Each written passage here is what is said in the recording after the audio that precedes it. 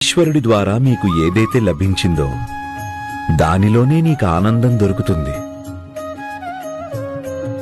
నీ జీవితంలోని ప్రతి పనిని నువ్వు నిజాయితీగా చేస్తావు. కానీ ఏదైనా కొత్తది నేర్చుకోవటానికి, జ్ఞానం ప్రాప్తం చేసుకోవటానికి నువ్వు తటపటాయించావు. కిచిడి ద్వారా నేను చెప్పిన విషయాన్ని నువ్వు చాలా సులభంగా అర్థం చేసుకోగలిగావు. ఇక ఇదే నేను అర్థం చెయ్యాలనుకున్న ఉపనిషత్తు. ఈశ్వరుడే సర్వశక్తిశాలి.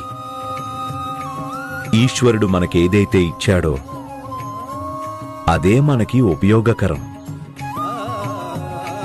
ఈశ్వరుడు ఏదైనా ఇస్తే అప్పుడు సంతోషంగా ఉండు, ఏమీ ఇవ్వకపోయినా ఉండు. ఆత్మని సృష్టించలేం, అలాగే నాశనమూ చేయలేం. మన ఆత్మలన్నీ ఆ పరమాత్మలో ఒక అంతర్భాగం.